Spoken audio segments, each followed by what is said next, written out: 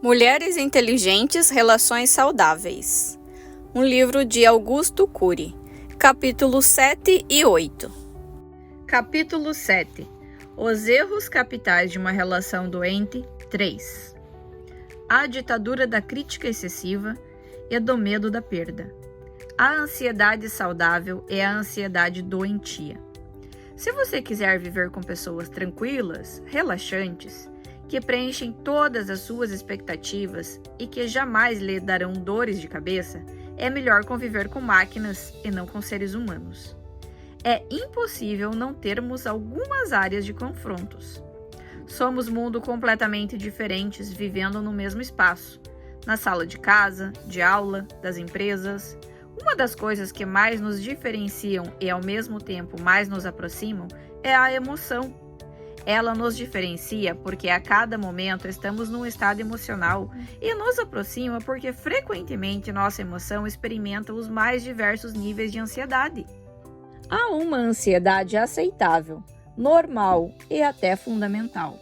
Aquela que nos faz ter taquicardia diante de um olhar, sentir calafrios com um beijo, frio na espinha ao receber uma excelente notícia. Essa ansiedade normal também nos impulsiona a desejar, planejar e ter ambições saudáveis, superar barreiras, vencer limites, aceitar desafios. Sem essa ansiedade, os cientistas não seriam criativos, as mulheres não lutariam pelo que amam, os homens não seriam sonhadores.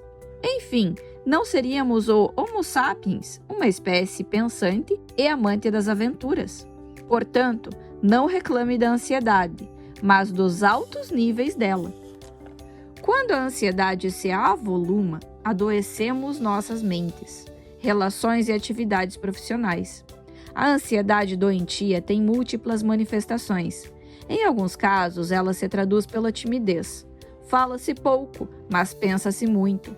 Outras vezes, se traduz pela excessiva extroversão. Fala-se muito e pensa-se pouco. E ainda, outras vezes, traduz-se pelo excesso de atividades, preocupações, obsessões. Neste capítulo, vou dar ênfase a duas manifestações da ansiedade, comuns e destrutivas: a crítica excessiva e o medo da perda. Quem cobra demais está apto a trabalhar na área financeira. A crítica excessiva leva à ditadura da cobrança, que asfixia a liberdade e a saúde psíquica.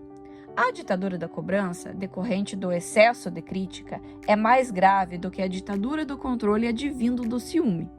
No ciúme, controlam-se alguns comportamentos que impõem riscos à perda. Na cobrança, controla-se grande parte dos comportamentos. Se uma pessoa ciumenta também torna-se excessivamente crítica, será quase insuportável viver com ela. Momentos felizes se alternam com angustiantes. Tempos relaxantes se alternam com tensos. Uma pessoa excessivamente crítica perturba a todos no ambiente. Dos filhos ao parceiro, dos colegas aos amigos. Todos têm que se enquadrar em seu esquema. Ela não sabe elogiar. Ninguém é bom o suficiente. Suas verdades são absolutas. Pau é pedra, mesmo que todos digam que é madeira. Quem critica ou cobra excessivamente está apto para trabalhar numa financeira, mas não para construir uma relação saudável. Uma pessoa continuamente crítica é paradoxal. Ao mesmo tempo que é especialista em apontar erros dos outros, é péssima em enxergar os próprios erros. É ríspida, não admite erros, coloca seus íntimos no presídio dos seus preconceitos. Convivi ao longo da formação da minha personalidade com algumas dessas pessoas. Por um lado, são fascinantes. Por outro, dificílimas. Quem tem a necessidade neurótica de fazer críticas possui uma mente autoritária. Eleva sua voz e fala mal dos outros com incrível facilidade. Há mulheres que fazem numerosas críticas diárias a seu parceiro. Criticam seu jeito de comer, andar, vestir, falar, querem produzir um boneco eletrônico e não conviver com um ser humano. Meu marido fala pouco, não elogia, é indiferente, reclama uma mulher. Outra afirma, meu namorado é impulsivo, reage sem pensar, não suporta ser contrariado. O que fazer? A pior coisa a fazer é criticá-los frequentemente. Não deixar passar nada que a aborrece. A relação vira um inferno. A ansiedade da mudança gera o oposto do que se pretende. Faz o outro se aferrar a seus comportamentos. Se o eu da própria pessoa não tiver consciência da necessidade de mudança e não atuar como autor de sua história, todo esforço de uma mulher para mudar seu parceiro será inútil. Mesmo o mais hábil psiquiatra ou psicólogo clínico será completamente impotente diante de um eu inativo. Os psiquiatras podem usar medicamentos antidepressivos e ansiolíticos para aliviar o humor depressivo e a ansiedade. Mas esses medicamentos não desenvolvem por si sós um eu crítico, consciente e determinado a se superar e reeditar a própria história. São processos aprendidos. Nesses dias, conversei com um casal que está junto há quase 50 anos. Eles têm 97 anos. Ela se aproximou dos 70. Sabe há quanto tempo eles brigam? Logo após os primeiros dias que se conheceram. Casaram e viveram uma fonte de atritos. Falaram em se separar uma dúzia de vezes, mas foram e voltaram. Parecem viciados um no outro, mas sabe qual o maior vício deles? Tentar mudar o outro. Qualquer coisa é motivo para atritos. Tom de voz, teor de sal na comida, expressão facial alegre ou irônica, dinheiro, conta a pagar. Ela, de origem oriental, sensível, humana, uma artista plástica dotada de brilhante raciocínio, é uma mulher reativa. Se contrariada, reage sem pensar. Ele, de origem europeia, com ilibada cultura, foi intérprete de francês na Segunda Grande Guerra, mas inflexível em determinadas posições. Como os de fora, são encantadores, mas entre eles vivem entrincheirados, combatendo-se mutuamente. Criticam o tempo todo um ao outro, mas não conseguem viver distantes. Se não conseguiram viver separados, deveriam pelo menos ter aprendido a amenizar o conflito conjugal com essa lei fundamental: respeitar os espaços, manias, reações, maneira de viver e interpretar a vida do outro. Se tivessem superado a necessidade neurótica de mudar um ao outro, teriam vivido tempos felizes. Mas como não aprenderam, transformaram seu casamento num tribunal onde um acusa o outro e num filme de terror em que o outro é a causa de sua infelicidade. Ninguém muda ninguém. A mulher inteligente deve saber que ninguém muda ninguém. Não temos o poder de construir plataformas nos solos da memória do outro, seja no centro, MUC, seja na periferia, ME. E mesmo se tivéssemos esse poder, não teríamos o direito, pois, se mudássemos as matrizes da memória, mudaríamos os alicerces da personalidade, manipularíamos os seres humanos. Claro que não estamos de mãos atadas para contribuir com quem amamos. Em capítulos posteriores, estudaremos as leis fundamentais das relações saudáveis. No entanto, qualquer contribuição passa por despertar o eu para que ele mesmo seja o protagonista da sua própria história. Por favor, não use pressões, chantagens, críticas excessivas para com as pessoas difíceis.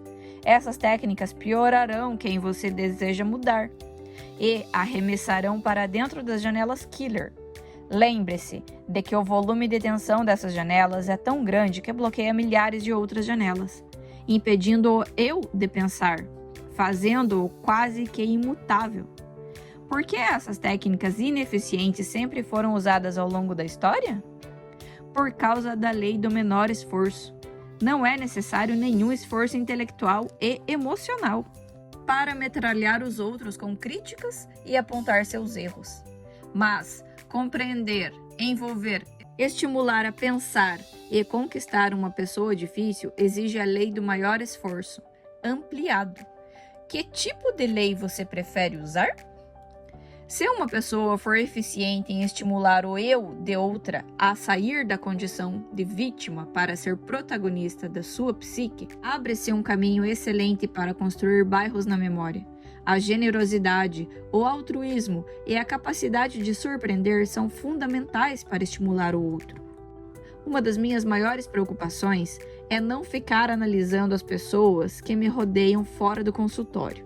Talvez, por minhas credenciais, teria condições, mais do que muitos, de analisar cada gesto subjacente, cada comportamento subliminar e cada armadilha escondida na tonalidade da voz das pessoas que me rodeiam. Mas me abstenho. E por quê? Porque antes de ser um psiquiatra e psicoterapeuta, sou um ser humano e, como tal, imperfeito. Se eu perder minha essência, perco minha espontaneidade. E se perder esta, perco minha liberdade. A pior atitude de uma mulher na relação com seu parceiro é se posicionar como uma psicóloga com um condão mágico, ansiando mudá-lo. Homens difíceis não precisam de esposas psicólogas, mas de mulheres surpreendentes. Algumas mulheres chegam ao absurdo de querer mudá-los como um cirurgião. Cortam-nos e os expõem com suas palavras. Causam a Terceira Guerra Mundial. Jamais esqueça que excelentes romances têm fins trágicos, não por falta de amor, mas por causa das labaredas do confronto. Não seja terapeuta de quem ama, seja uma mulher romântica e inteligente. Há mulheres que têm mania de limpeza. Elas veem sujeiras invisíveis aos olhos, varrem os espaços, os sapatos do marido e às vezes até o próprio marido da sala de casa. Manias de limpeza, de lavar as mãos, de fechar portas, de olhar se tem um ladrão debaixo da cama, causam transtornos. Porém, a mania de repetir obsessivamente as mesmas críticas causa muito mais.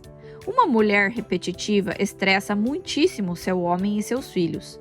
E o que é pior, perde seu valor, pois esconde sua beleza e inteligência atrás das mesmas palavras. Mulheres inteligentes encantam quem está a seu redor. São rápidas em apoiar e lentas para excluir, ágeis para elogiar e lentas para condenar. São artesãs que constroem sua imagem de maneira excelente no centro da memória dos que amam. Se forem eficientes nessa empreitada, poderão dizer palavras brandas que terão impacto.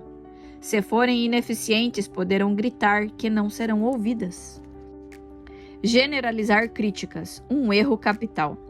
Generalizar críticas? O que é isso? Parece algo distante de nós. Talvez você não saiba do que estou falando, mas dificilmente não cai nesse erro.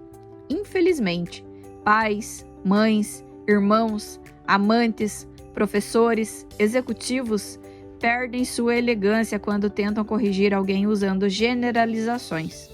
Generalizar críticas é usar palavras e frases radicais e apelativas, com o objetivo de obter resultados imediatos ou pressionar alguém para jamais cometer os mesmos erros. Dizer, por exemplo, você não tem jeito. Simples frase, mas cortante. Como é possível dizer que alguém não tem jeito? A pessoa não é uma pedra imutável. Proferir sentenças sem abrir uma fresta para a conquista da liberdade sequestra quem corrigimos em uma masmorra. Consequentemente, ele se tornará mais impenetrável. Pais e professores jamais deveriam usar generalizações radicais.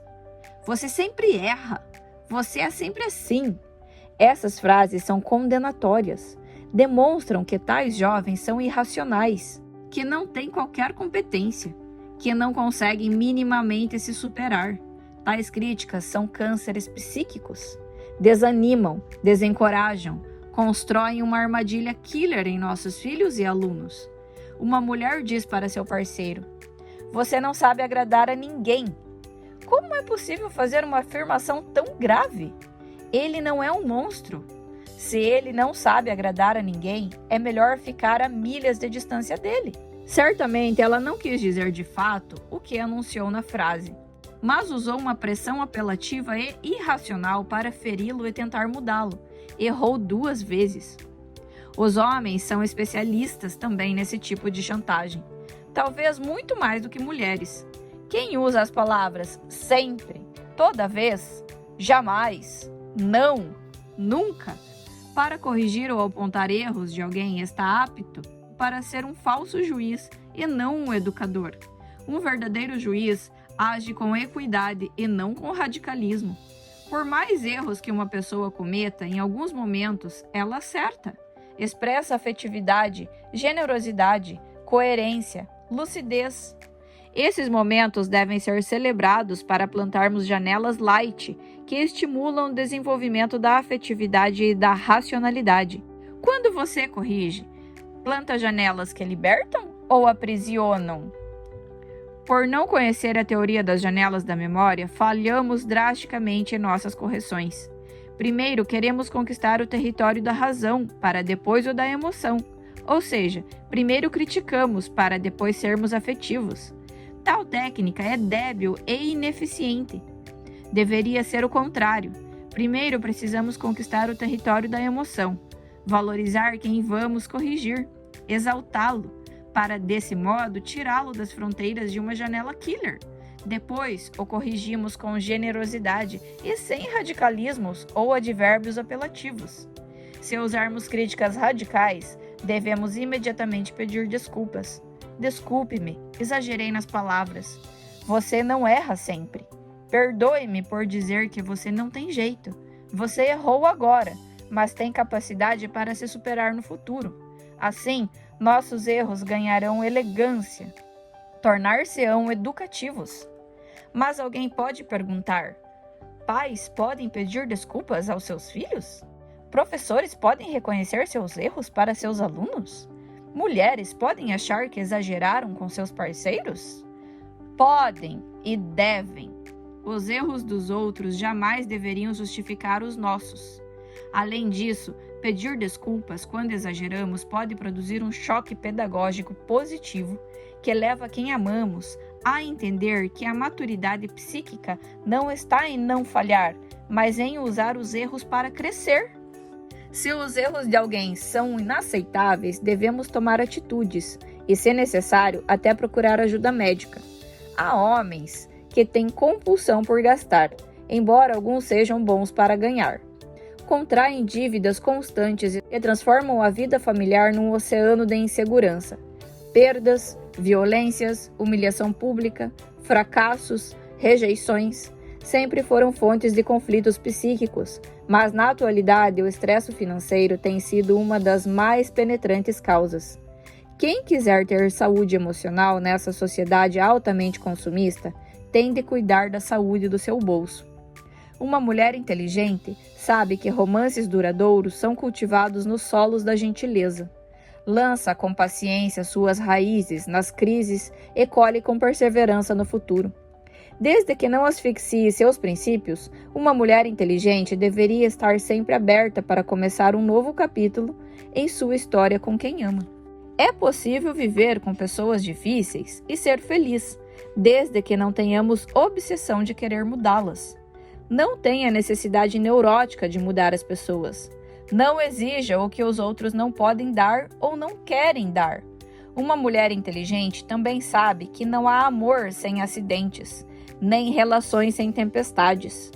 São capazes de escrever os melhores capítulos de seus romances, nos momentos mais difíceis de sua existência. Medo da perda. Um dos erros capitais mais importantes de uma relação doente é o medo excessivo da perda. Uma mulher inteligente se entrega sem medo, mas não destrói sua identidade em função do outro. Doa-se muito, mas não respira o ar dele. É afetiva e generosa, mas jamais deixa de ter órbita própria. Quem tem medo da perda já perdeu. Perdeu sua autoconfiança, autoestima, a dimensão de sua imagem. Perdeu também a habilidade do seu eu em ser gestor de sua mente. Se você fez tudo por um homem, cuidou, amou, protegeu, investiu em seus projetos e por fim ele partiu, não deve se autodestruir, diminuir-se e achar-se uma tola. Como já disse e repito, deve, sim, gritar em sua mente que quem perdeu foi ele e não você. Deve estar consciente de que ele perdeu uma pessoa fascinante, única, exclusiva. Enfim, perdeu você. Se não tiver essa postura, certamente se deprimirá. A ditadura do medo da perda esmaga a autoestima de uma mulher ou de um homem. Quem tem medo da perda apequena seu mundo social. Os amigos diminuem, os projetos se contraem, as relações sociais ficam escassas, a alegria evapora-se. Gira-se em torno dele ou dela. Não aceitar a perda é a pior maneira para perder. A dor da perda leva alguns ao suicídio ou ao homicídio, se não físico, pelo menos emocional. É incrível que, apesar de vivermos em sociedades livres, há muitos escravos no território da emoção. Têm baixo nível de resiliência, não sabem sofrer a perda. Conheci e tratei de várias mulheres, bem como homens, que não suportaram perder quem amavam. Pressionaram, imploraram, fizeram 1000 ligações, choraram, desesperaram-se, angustiaram-se, jogaram no lixo o sabor da vida. Por fim, tais pessoas, depois de pagar um alto preço psíquico, descobriram que estavam sendo injustas com elas mesmas. Tiveram de aprender a resgatar a autoimagem e jamais destruir a liberdade por um parceiro. Uma mulher inteligente nunca pressiona seu parceiro para ficar. Tem dignidade na separação. Pode sofrer, mas não faz chantagens. O seu parceiro pode abandoná-la, mas ela jamais se abandona. Não implora para ele ficar. Ela é capaz de dizer para si constantemente: os melhores dias estão por vir. Quando elas têm uma postura madura e digna, não poucas vezes seus homens quebram a cara e voltam. Descobriram que perderam uma pérola. São eles, agora, que choram para voltar. Se um casal se separar, ambos deveriam ter tanta dignidade no processo de separação como tiveram na união.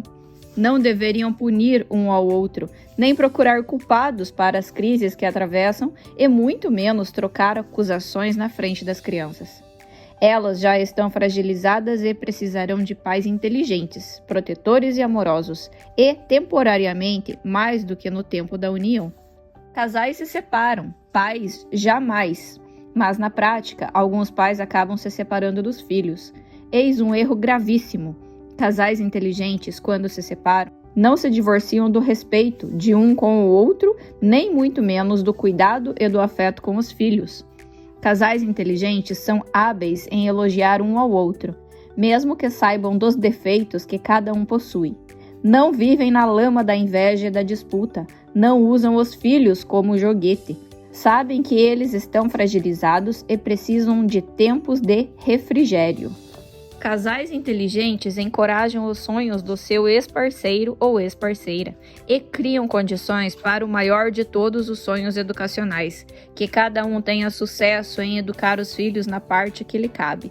Esses casais honram a história que viveram juntos, são capazes de dizer com dignidade um para o outro: obrigado pelo tempo que viveu comigo, seja feliz, estou torcendo por você. E se é possível recomeçar, eles jamais deveriam cometer os erros capitais das relações doentes que cometeram. Não deveriam exercer a ditadura do ciúme, do controle, da crítica excessiva, da necessidade neurótica de mudar o outro. Não basta estar juntos, nem dar beijos hollywoodianos e pensar felizes para sempre. Débil ilusão. Os monstros alojados na cidade da memória poderão voltar a respirar e assombrar o casal. Deveriam, como veremos, beber da fonte que nutre as relações saudáveis, como o poder do elogio, a arte de surpreender, de dialogar, de autodialogar, de proteger a emoção. Casais iniciantes, casais reiniciantes, casais antigos deveriam, como já me expressei, ter ousadia e sensibilidade para perguntar um para o outro: onde eu errei com você e não percebi? Quais são os seus sonhos? O que posso fazer para torná-lo mais feliz? Como posso investir no que você ama? Ninguém é digno de um belo romance se não usar suas lágrimas para irrigá-lo. Ninguém é digno de escrever uma bela história de amor se não aprender a reconhecer os próprios erros e não usá-los para escrevê-la. Que você possa escrever uma bela história de amor e, se escrever, não tenha medo de falhar. E, se falhar, não tenha medo de chorar. E, se chorar, não tenha medo de suas lágrimas.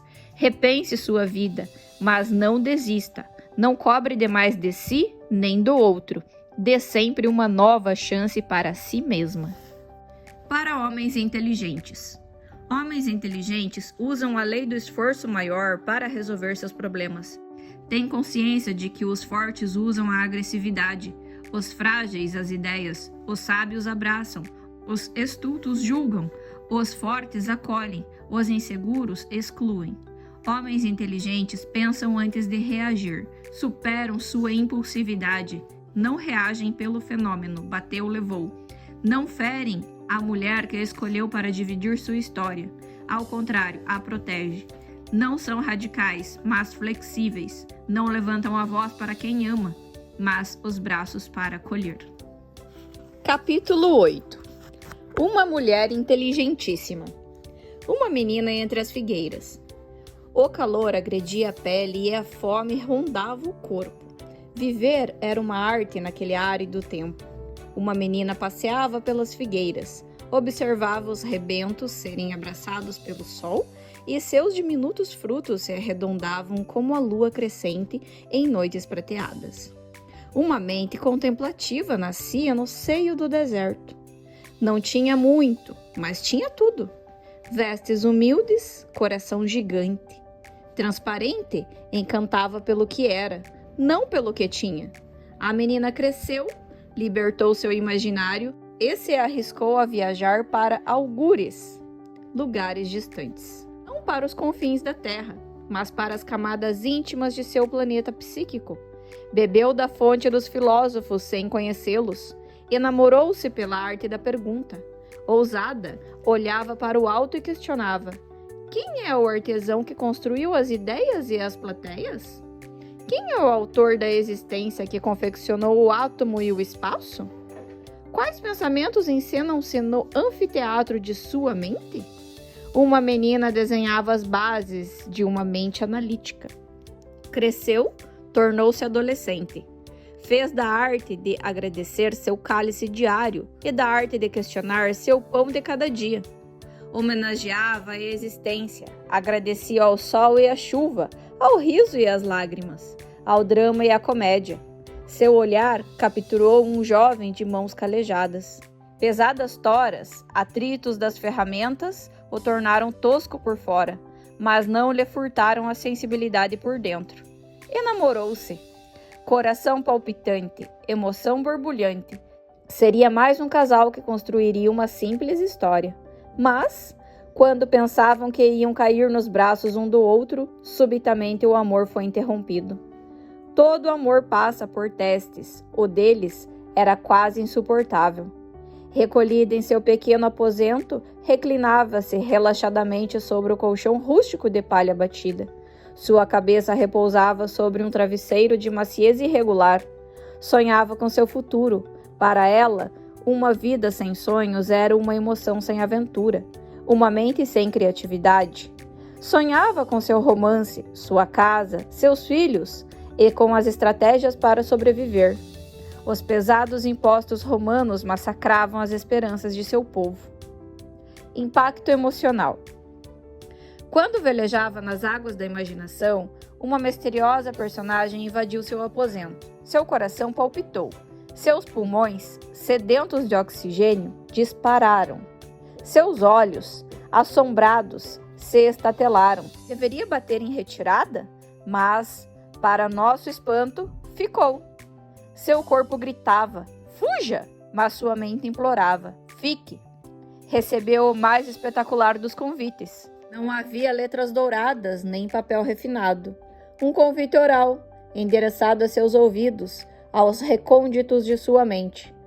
O mensageiro inferiu que o artesão da existência, aquele que ela procurava nas entrelinhas de seus pensamentos, realizou um concurso, com milhões de participantes, reis, rainhas, nobres, plebeus, ricos, miseráveis, filósofos, iletrados, teólogos, leigos, enfim, milhões de participantes.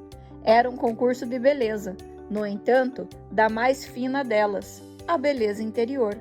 A beleza que com o tempo não apaga, que o poder não domina, que o dinheiro não compra e que o culto à celebridade jamais pode seduzir. Tu és a favorecida, eis que engravidarás e darás à luz um filho. Ele será grande e será chamado de Filho do Altíssimo. Ela seria a mulher mais famosa da história, a mulher das mulheres, a mais elogiada e a mais querida. Seu brilho varreria as gerações. Sua história seria contada nas artes. Seria, inclusive, a única mulher exaltada em prosa e verso no Alcorão. Mas a fama não a seduzia. Sob os olhos da psicologia e da filosofia, jamais se viu uma jovem com uma mente tão discreta e contemplativa. O convite era fascinante, mas nas entrelinhas era um contrato de risco, com inúmeras cláusulas. Pagaria com lágrimas cada palavra nele inserida, mas não se importou. Cativada por seu autor, rasgou sua alma e, sem titubear, aceitou. O convite traria elogios surpreendentes e rejeições insuportáveis, ganhos solenes e perdas irreparáveis. Perderia seus dois amores, primeiro o homem que escolheu para construir a sua história, depois o mais forte, o mais avassalador. Perderia o filho com o qual construiu a mais bela história de amor. Jamais uma mulher passará por escolha própria os mais sublimes júbilos e os mais indecifráveis sacrifícios. Se o eu dela não aprendesse a ser autor da própria história e não plantasse janelas light nos solos de sua memória, não suportaria o inverno existencial que atravessaria. Sem manual de regras para o exercício de sua missão. Os gestos falam mais que as palavras. Foi o que ela não disse, mas agiu, e isso a tornou a mulher das mulheres. Quando a fé entra, a ciência se cala. O exercício que aqui farei não trata da fé, mas de uma análise de comportamento. Vale a pena entender um pouco essa mulher inteligentíssima. Infelizmente, ela só foi estudada ao longo da história pelo ângulo da religião. Para ela, seu filho era incomum. Como cuidar do menino mais incrível que nasceu nesta terra? Que manual de regras usar? Como colocar limites em alguém ilimitado? Como ensinar a contemplar o bailar das borboletas, a musicabilidade das ondas, as lágrimas das chuvas, ao filho do arquiteto da existência? O mensageiro partiu sem deixar vestígios, confiou na mente analítica, contemplativa e autônoma dessa adolescente que provavelmente tinha cerca de 15 anos. Sua lua de mel com a vida logo se esfacelou. Tomando como um fato as cláusulas do convite, é de se perturbar. Quem entenderia aquela gravidez numa época em que prostitutas corriam o risco de serem apedrejadas? Que explicação daria à sociedade? Que palavras aquietariam a ansiedade do seu homem? Quem a apoiaria? O mundo desabaria sobre ela e desabou. Todas as grandes escolhas têm importantes perdas. Toda mulher inteligente deve saber que decisões importantes trazem na esteira algumas decepções. Em alguns momentos, suas atitudes serão incompreensíveis. Talvez tenha de trabalhar mais para saldar suas contas, ou menos para saldar a dívida emocional com quem ama. Pode ser que tenha de falar não quando todos esperam um sim, ou falar sim quando todos esperam um não. Se quisesse ganhar sempre, correria o risco de perder tudo. Tão jovem, tão saturada de júbilo e de esperança, mas bastaram dias para atravessar o deserto social. Onde estava a mãe mais exaltada? Onde se encontrava a mulher das mulheres? Parecia inexistir. Foi humilhada, abandonada, teve de beber das fontes amargas da solidão, mas foi sua escolha. Tinha de preparar seu eu para assumir suas perdas. Seu noivo se foi para nunca mais voltar. As amigas desapareceram. Alguns parentes talvez pensassem que ela delirava. As semanas se passaram e o mensageiro não retornou. No momento que mais precisava dele, não tinha em quem se apoiar, a não ser nos espaços mais íntimos do seu ser. Será que tudo foi real? Será que não havia sido fruto da imaginação? Não é fácil conviver com os fantasmas da nossa mente. Os dias se passaram e cada um deles tinha peso de 1 ano. Triste, abatida, ela abria as janelas de seu quarto e via a silhueta do sol se despedir. Mais uma noite, mais uma vez tinha de olhar no espelho de sua alma e ver o que ninguém enxergava. De repente, quando olhava para o horizonte, viu a figura de um homem. Seus passos ansiosos denunciavam um forte desejo, um reencontro, um recomeço. Era o homem que a abandonara. De longe, viu os braços. Sob uma aura de uma emoção incontida, ele saiu e correu a seu encontro. Abraçou-a, beijou-a e pediu desculpas. Disse que enfrentaria o mundo com ela.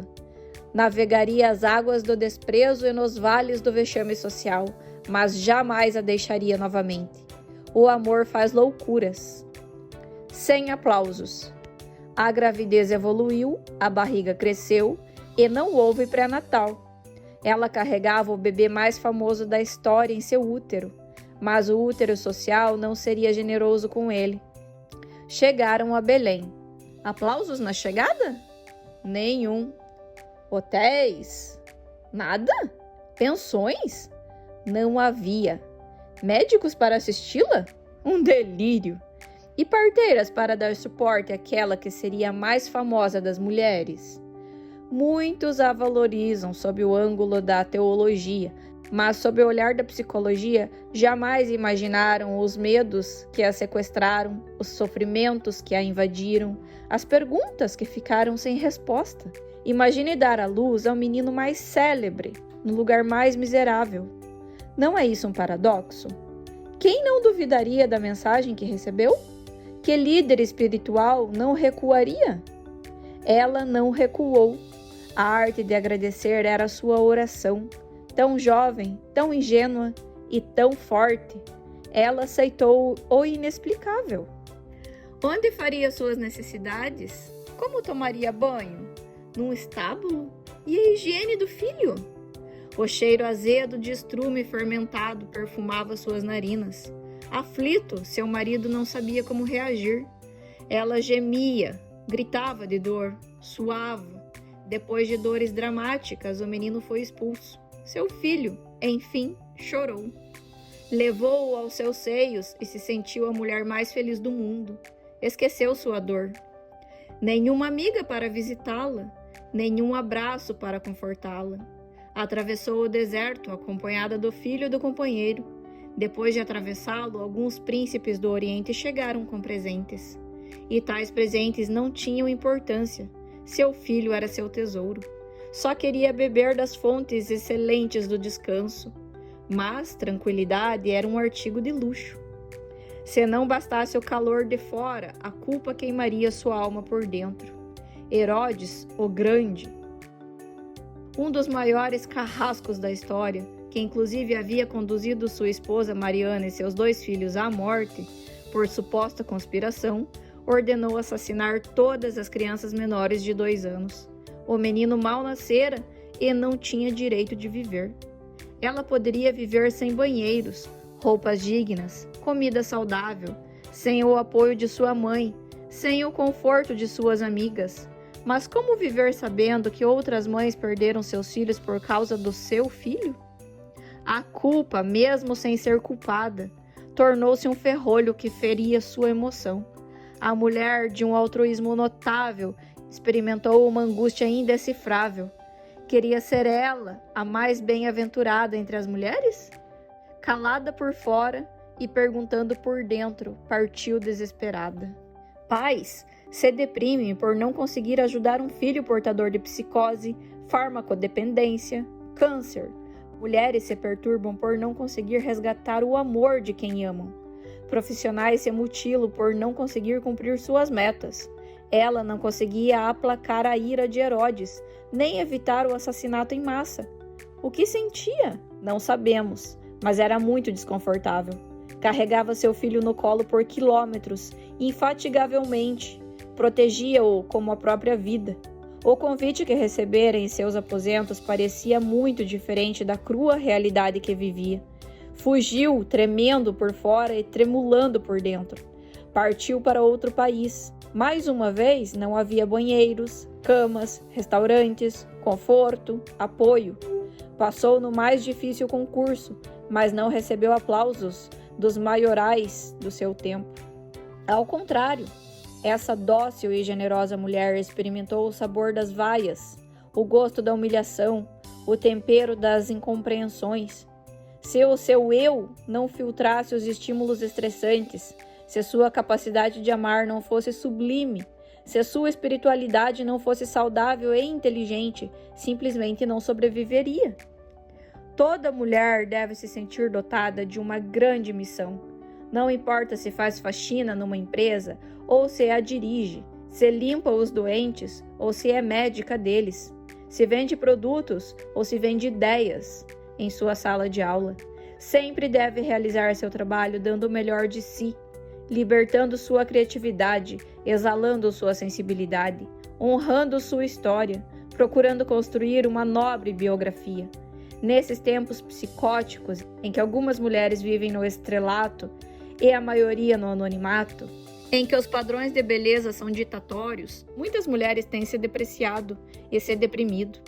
As mulheres deveriam lutar ardentemente pelo que amam para que jamais se sintam diminuídas, inferiorizadas, contraídas. Ela foi uma mulher incrível, jamais abriu mão do que amava. Enfrentou os preconceitos sociais, navegou nas águas da incompreensão, encarou seus medos e, por fim, escreveu uma nobre biografia. Como mãe e mulher. Ficou com seu filho por 30 longos anos. Mãe e filho tornaram-se grandes amigos desde a infância. Cada ano era uma festa, cada experiência, uma homenagem à vida. Viveu com ele o mais nobre tempo qualitativo e quantitativo. Um aprendia com o outro. Eram contadores de histórias. Perdiam-se no meio de detalhes que só eles enxergavam. Ambos faziam da existência um show imperdível. Deviam sair abraçados para contemplar as nuvens, observar o canto dos pássaros, encantar-se com as aventuras das crianças e com as experiências dos idosos. Ele era disciplinado, trabalhava muito bem com madeira, cravos e martelos, enfim, com as mesmas ferramentas que um dia o destruíram. Amando-a, alertou-a sobre o que talvez jamais quisesse ouvir. Você tem de se preparar. Um dia partirei e você vai me perder. Eu sou o filho da humanidade. A mais bela poesia do amor. Chegou o dia da partida. Foi muito difícil para ela. Afetivo, beijou-a e abraçou-a longamente. Abanou as mãos e se foi, cativante. Por onde andava, atraía alunos para entrar em seu grande sonho, em que os miseráveis seriam príncipes, as mulheres, rainhas, os mutilados seriam exaltados, os maiores aprenderiam a servir e os fragmentados em sua mente se tornariam autores de sua história. O sonho em que todo ser humano aprenderia a ser um viajante nas raias do próprio ser e descobriria que ser feliz não é ter muito, mas fazer muito do pouco. Ela o amava tanto que não conseguiu separar-se dele. Discreta, acompanhava seus passos à distância. Via-o arrebatando multidões e se alegrava. Observava-o encantando os religiosos e os mais eloquentes oradores e se fascinava. Presenciou-o estilhaçando preconceitos, rompendo os grilhões do radicalismo e inaugurando a era da generosidade. Ficava comovida. As dores de seu parto difícil pareciam estar tão longe, as perdas, as incompreensões e humilhações por que passou, mas não sabia que seu mundo desabaria novamente, e dessa vez seria insuportável. Animada, estava em Jerusalém. Seu filho estava no ápice da fama, mas parecia compenetrado, entristecido. Estava diferente do filho autônomo, contemplativo, determinado. Parecia que algo grave estava para acontecer.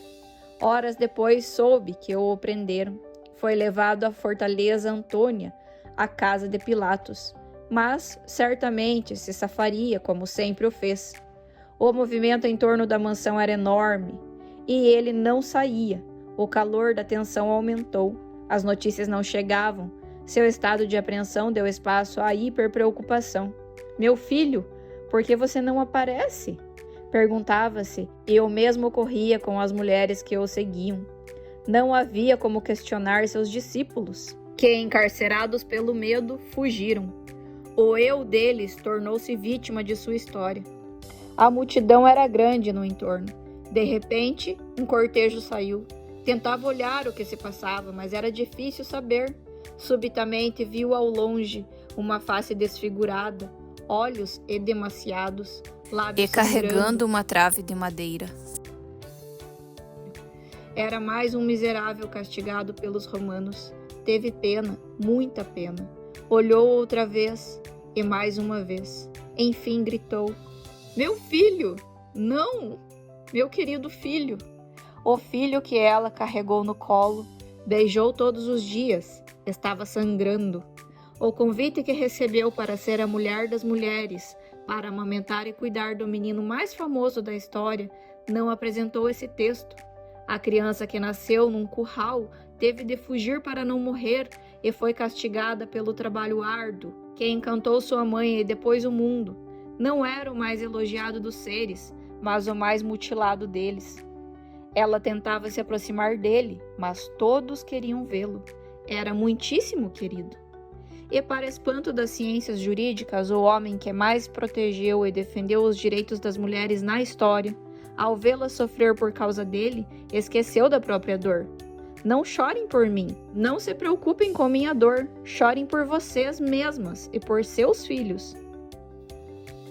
Que mente é essa que, mesmo morrendo, se preocupa com a dor dos outros? Que inteligência é essa que é capaz de dar tudo para os outros sem pedir nada em troca? A maturidade, a resiliência, o altruísmo, a sensibilidade e a capacidade do seu eu gerenciar sua mente não tem precedente. Sua mãe o acompanhava desesperadamente. A mais famosa das mulheres seguia em direção ao Calvário. Quando ouviu os pregos cravarem seus punhos na cruz, era sua emoção que estava sendo cravada. Nem a psiquiatria e a psicologia, em seus mais lúcidos capítulos, podem compreender ou aliviar a dor de uma mãe ou de um pai que perde um filho. Ela arremessou-se contra a barreira dos soldados. "É meu filho! É meu filho!" Aos brados, conseguiu se aproximar dele. Tinha tremores musculares. Seu coração claudicava. Ofegante, mal conseguiu respirar. Sua dor era insuportável. Era impossível raciocinar.